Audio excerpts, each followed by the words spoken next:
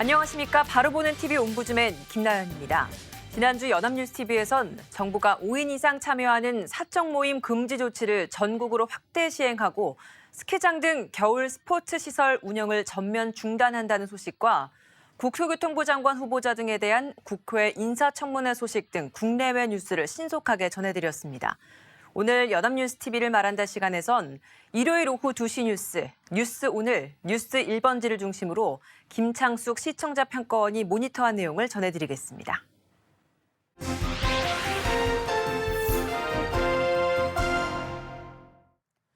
지난주 코로나19 확진자 수가 연일 1,000명대를 넘어서면서 3차 대유행이 갈수록 거세지는 양상을 보였습니다.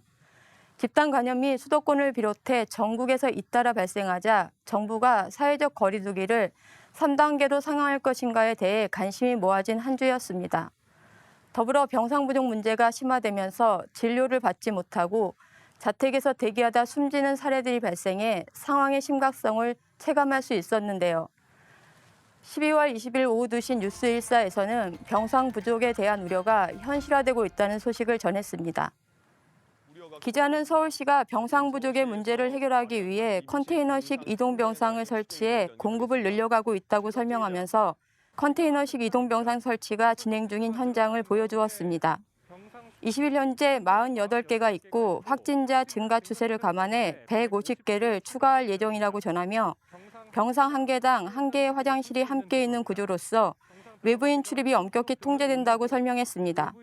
또한 서북병원 지상주차장 자리에도 이동 병상 42개를 설치할 예정이라는 서울시의 방침도 전했습니다. 이에 대해 앵커가 이동 병상 설치 외에 병상 부족을 해결하기 위한 다른 조치는 없는지 질문했습니다.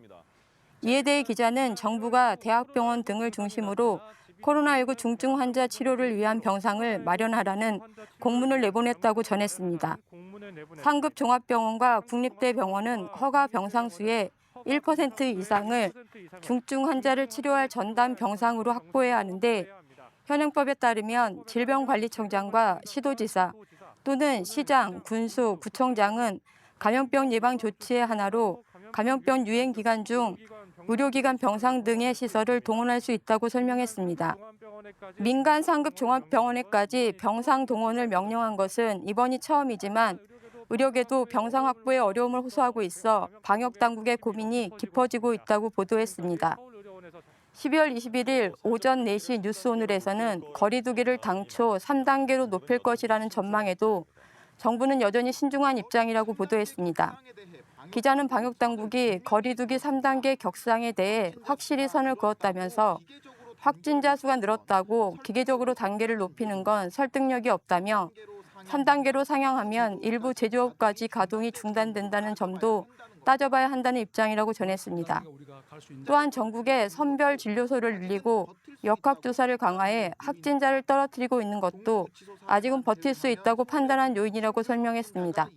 다만 3단계 시행 시 이동간 제한인 락다운 제외하는 등 세부 시행 방안을 마련 중이고 중환자 치료 병상을 늘려가고 있고 증상이 무겁지 않을 경우 나이에 상관없이 생활치료센터로 갈 수 있도록 하는 등 관련 기준을 손보는 조치를 취하고 있다고 전했습니다. 하지만 비수도권에서도 확진자 증가세가 심상치 않은 데다 60세 이상 확진자가 크게 늘어난 점을 지적하며 우려의 목소리도 여전히 존재한다고 보도했습니다.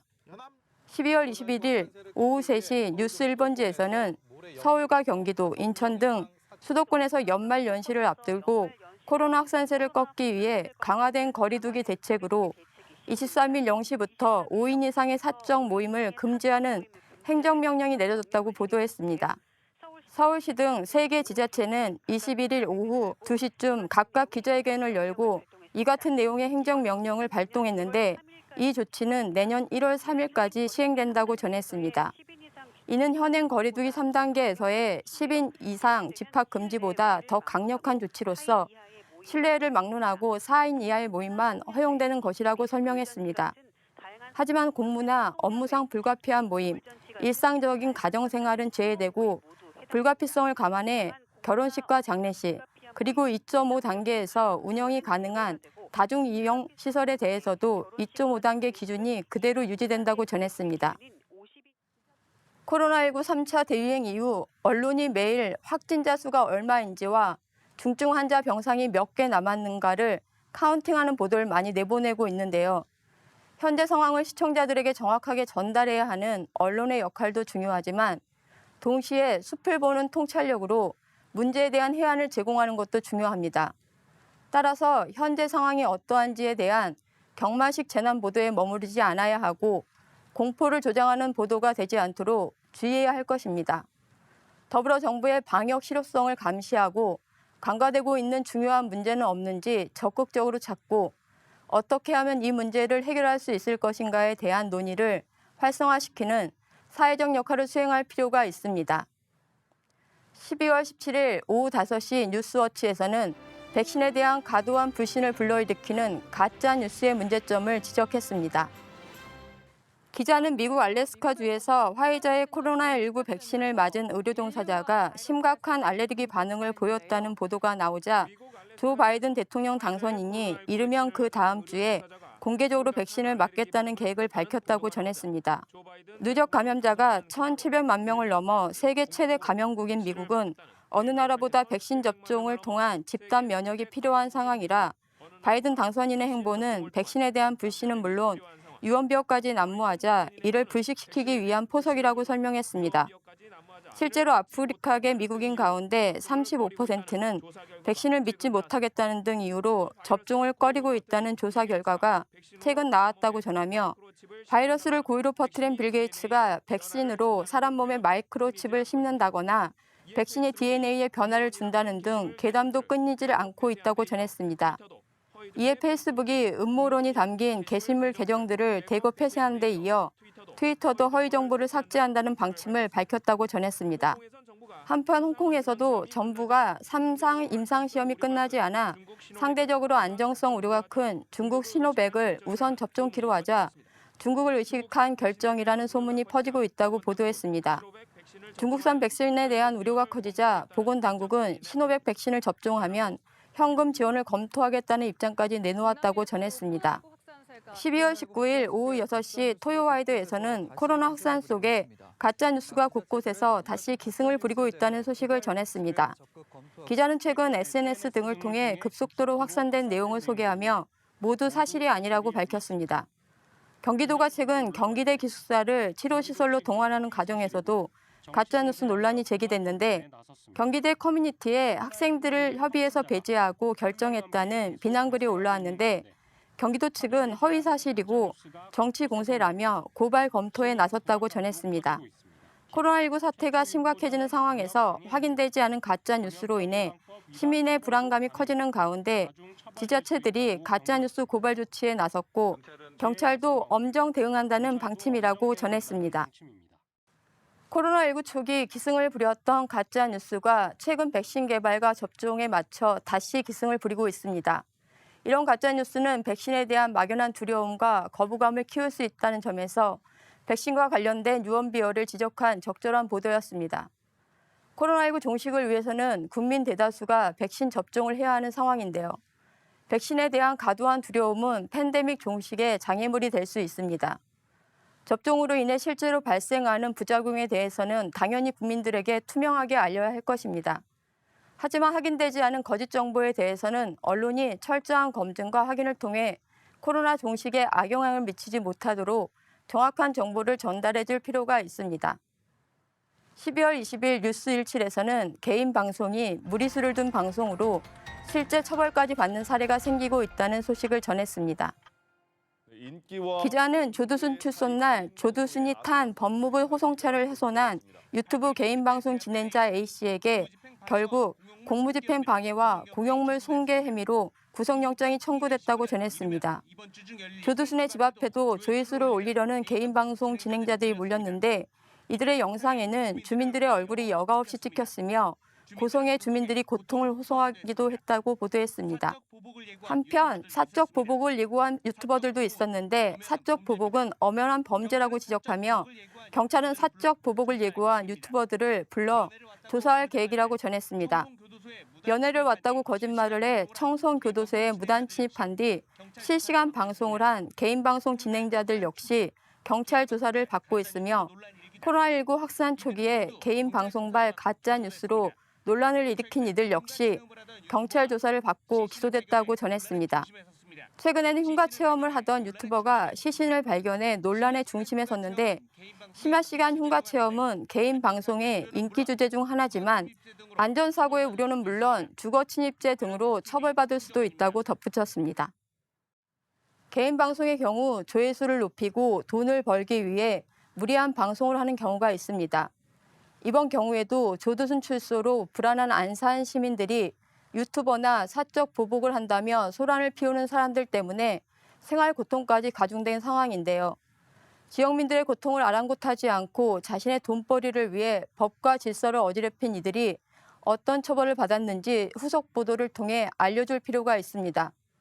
개인 방송의 도를 넘는 행위에 대한 경각심을 심어주고 처벌 시기가 적절한지에 대한 사회적 논의를 활성화시킬 수 있을 것입니다.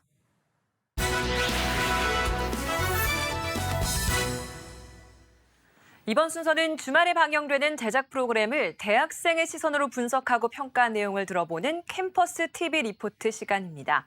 이번 주는 동덕여자대학교 국사학과 김예은 학생이 나와 있습니다. 안녕하세요. 안녕하세요. 네, 지난주에 어떤 프로그램 모니터했나요? 네, 저는 지난 20일 오전 9시 30분에 방송된 명품 리포트 맥을 모니터했습니다. 이번 방송에서는 서울 부산시장 보궐선거를 앞둔 각 정당들의 상황과 한 주간의 기업 소식에 대해 다루었습니다. 그럼 자세한 모니터 내용 지금부터 전해드리겠습니다.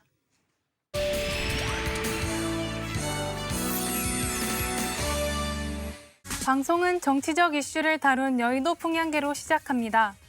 서울과 부산시장을 뽑는 보궐선거가 100여일 앞으로 다가왔다는데요. 여당인 민주당은 문재인 대통령의 임기를 1년 앞두고 치러지는 선거인 만큼 반드시 승리를 일궈 국정 운영에 힘을 실어주어야 하고, 국민의힘은 전국 단위 선거에서 4연패를 하며 9회 말 투아웃 위기에 놓인 만큼 어느 쪽도 물러설 수 없는 상황이라고 합니다. 민주당은 우선 전체적인 일정을 다소 늦춰 내년 2월 말쯤 최종 후보를 확정한다는 계획을 갖고 있으며, 경선 과정에서는 흥행을 위해 시민평가단을 도입해 후보 간 토론회를 평가하게 하고 이를 일반 국민 여론조사에 반영하는 방안도 검토 중이라고 합니다. 또한 선거 판도를 흔들 핵심 열쇠말이 될 부동산 정책에도 공을 들이고 있다고 합니다. 국민의힘은 공천관리위원회를 띄운다고 하는데요. 지난 4.15 총선 때 공관위를 둘러싼 당 안팎의 잡음으로 호경을 치렀던 만큼 내년 재보선 공관위의 지휘봉을 누가 잡게 될지에 관심이 쏠렸다는데요. 위원장에는 충청권 출신 우선 정진석 의원이 내정되었고 7, 8명의 공관위원이 구성될 전망이라 합니다.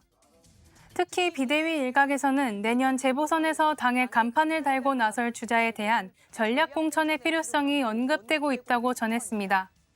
다가오는 내년 4월 서울시장 선거 대진표에 관심이 쏠리고 있다는데요.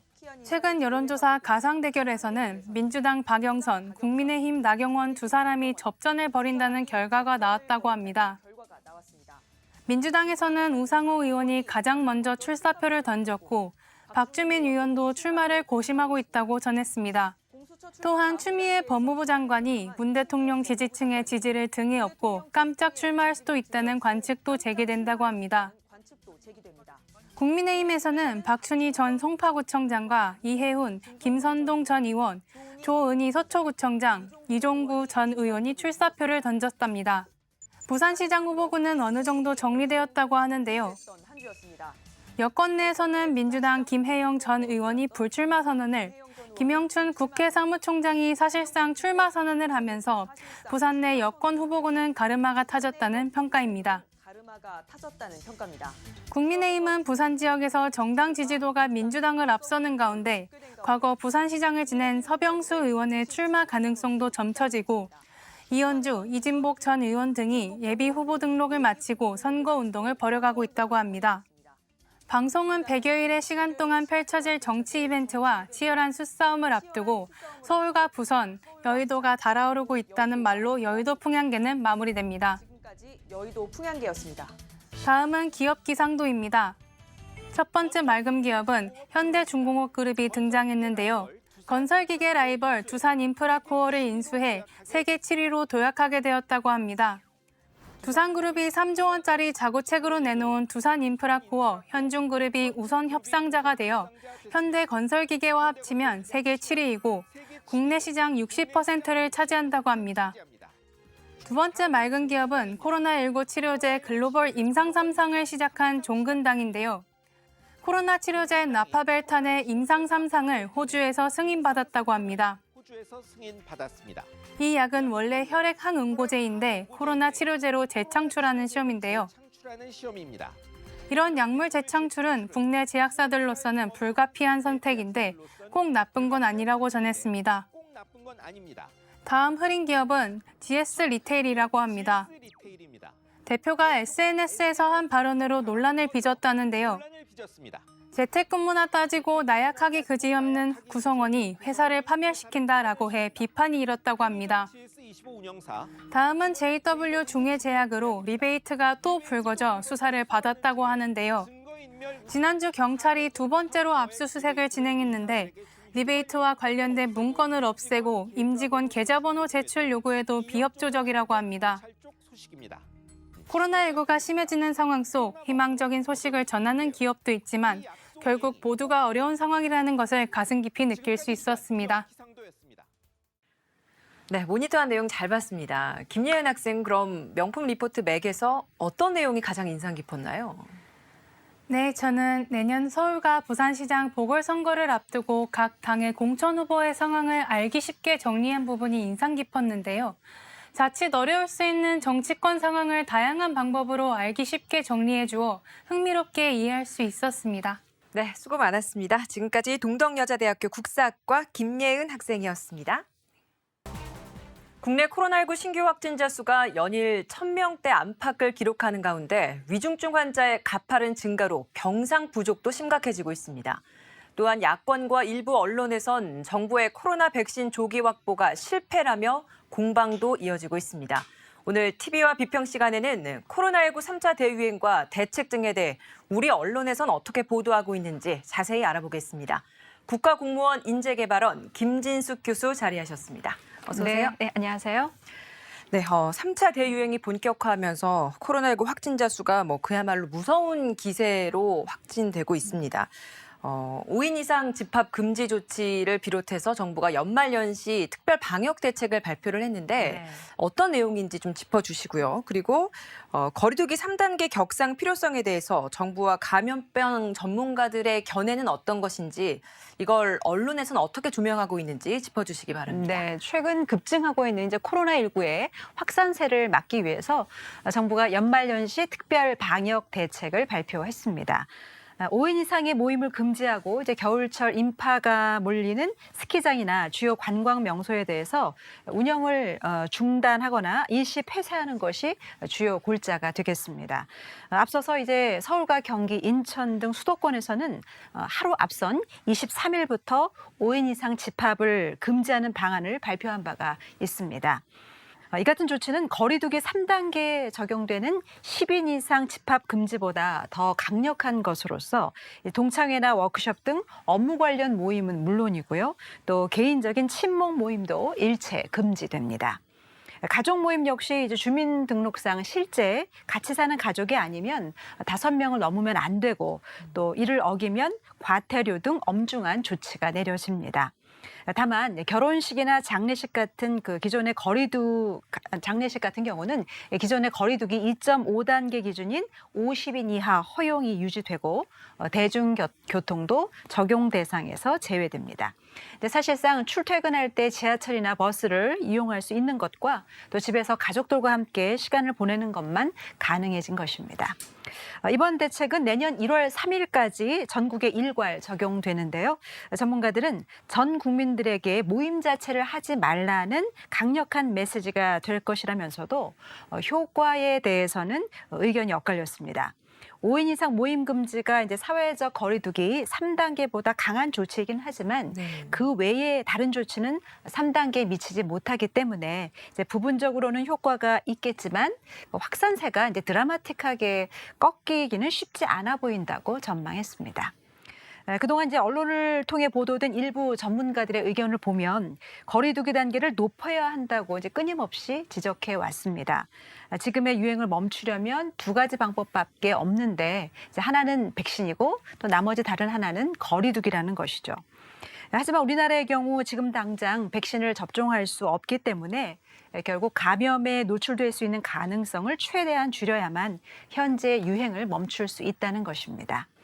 하지만 또 다른 의견으로는 사회적 거리 두기가 정말로 효과가 있는지에 대한 증거가 부족하기 때문에 선제 검사를 강화하고 또 역학조사 역량을 높이는 것이 거리 두기를 높이는 것보다 훨씬 중요하다고 지적하고 있습니다. 역학조사와 선제검사에 드는 비용이 이제 거리두기 격상으로 생기는 경제적인 피해보다 적게 들기 때문에 검사를 더 적극적으로 해서 확진자를 찾아내는 것이 중요하다는 입장을 보이고 있습니다.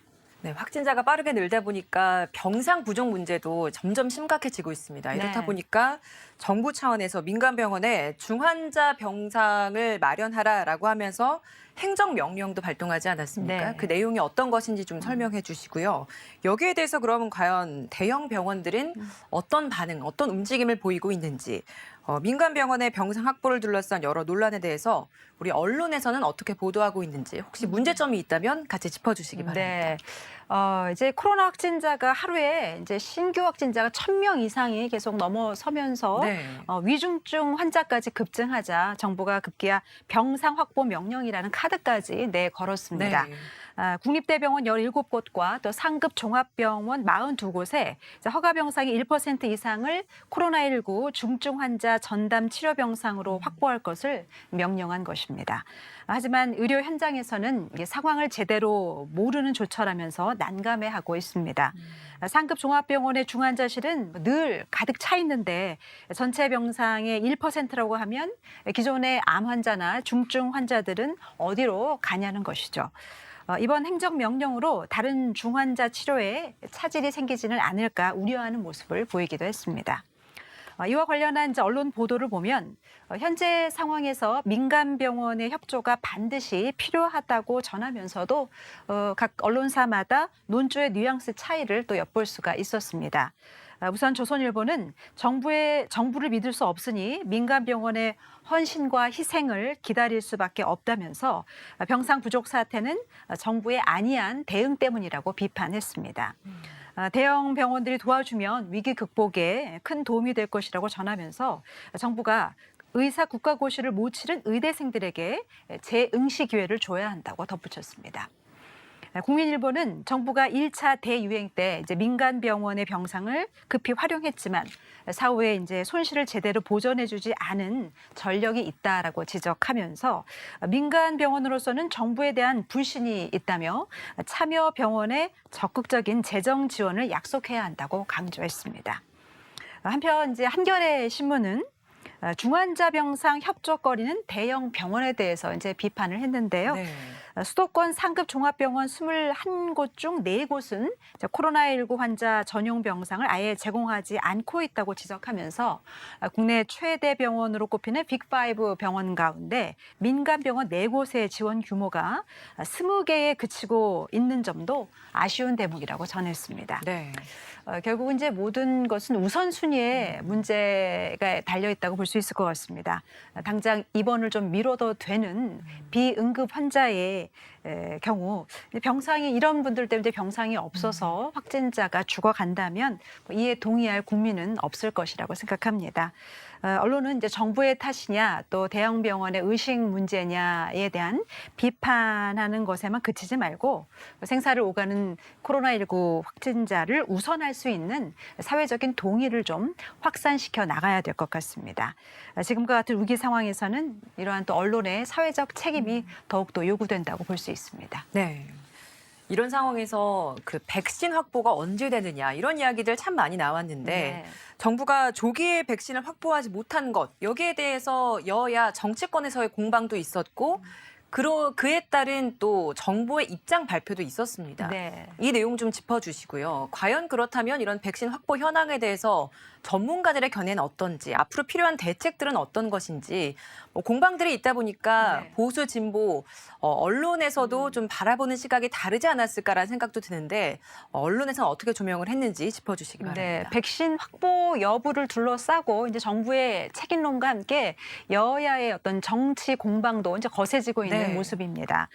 일단 정부는 4,400만 명 분량의 백신을 확보했다고 밝혔지만 이 중에 이제 아스트라제네카는 1,000만 명분이고 또 파이자나 모더나 얀센 등과는 계약이 임박한 것이지 1분기 공급을 약속받은 것은 없다고 이제 정세균 국무총리가 밝혀서 논란이 되기도 했었습니다. 정치권에서는 백신 확보가 먼저다라는 야당의 공세에 안전성 검증이 우선이다라는 여당의 반격이 또 이어졌습니다. 이에 대해서 또 문재인 대통령도 백신 도입에 대해서 직접적으로 언급하면서 백신의 정치화를 중단해 주길 호소했습니다. 언론은 정부의 백신 관련 대응의 문제점을 지적하면서 정부가 백신 확보와 관련한 상세한 정보를 공개하고 솔직하게 소통해야 한다라고 강조했습니다. 동아일보는 K방역 과신하다 백신 대응 뒷북친 정부라고 전했는데요. 다른 나라의 부작용을 살핀 뒤에 이제 여유 있게 접종하겠다던 정부가 여론의 비판이 쏟아지자 신속한 추진으로 바뀌었다면서 선진국들이 백신 확보 경쟁에 나서면서 상대적으로 우리가 백신을 확보할 여지가 급격히 줄어들었다고 지적했습니다. 네. 백신을 사전에 충분히 확보해야 한다는 전문가들의 의견에 정부가 안이하게 대응했다고 비판했습니다. 한국일보는 영국이나 이제 미국이 이제 접종을 이미 시작하면서 우리는 언제 맞느냐라는 그런 지적이 나오는 것은 어쩌면 당연하다라고 전했는데요. 이것은 이제 공급을 서둘러야 불식될 우려라고 전했습니다. 하지만 K방역이 실패했다고 자조한다거나 또 일부 언론이나 정치권까지 가짜 뉴스에 편승하는 것은 개탄할 만한 일이라고 또 밝혔습니다. 현재 공급되는 백신은 빠른 시일에 제조 승인돼서 어떤 부작용이 또 어떤 형태로 나타날지 모르기 때문에 이런 결과를 살핀 뒤에 접종해도 늦지 않다는 의료계의 말을 덧붙이기도 했습니다. 백신은 이제 국민의 생명과 안전이 달린 문제이기 때문에 아무리 강조해도 지나치지 않을 것 같습니다. 하지만 또 언론이 이를 정쟁거리로 이용한다거나 과장, 왜곡해서는 더욱더 안 될 일입니다. 코로나로 지친 국민의 마음에 불안과 불신까지 증폭시키는 결과를 만들어서는 안 되겠습니다. 예, 마지막에 언론의 그 역할 중요성을 좀 말씀을 해주셨는데 사실 이 3차 대유행이 시작되면서 굉장히 동요하는 시민들도 있을 수 있습니다. 네. 때문에 더더욱 언론의 역할이 중요할 것 같습니다. 지금 이 시점에 필요한 언론의 보도 태도 그리고 바람직한 방향이 있다면 짚어주시면 좋겠습니다. 근데 언론의 사회적 기능 가운데는 해석의 기능 그리고 상관 조정 기능이라는 것이 있습니다. 단순한 이제 정보 전달뿐만 아니라 문제의 원인과 또 대응 방안까지 제공해야 되는 것이죠. 특히 코로나19와 관련해서는 이러한 사회적 기능이 더욱더 중요해졌다라고 볼 수 있을 것 같습니다. 위기 상황에서 국민은 불안과 또 공포를 느끼게 되고 또 불확실성에 대해서 더욱더 민감하게 반응할 수밖에 없습니다. 따라서 이제 어떤 언론사의 정보를 접하느냐에 따라서 또 해석이 달라질 수도 있고 판단 역시 또 행동 기준 역시 달라질 수가 있습니다. 그러니까 정확한 사실이 무엇이든 간에 결국 어떤 논조와 내용을 언론사의 기조에 맞춰서 끼워 맞춘다면 혐오나 어떤 불안을 자극할 소지가 분명히 있다는 것이죠. 네. 언론 보도가 사회적인 혼란을 부추기지 않고 또 피해를 좀 축소시키기 위해서는 전문가들의 다양한 의견과 또 여론을 주시하면서 소통을 위한 노력을 기울여야 될 것입니다.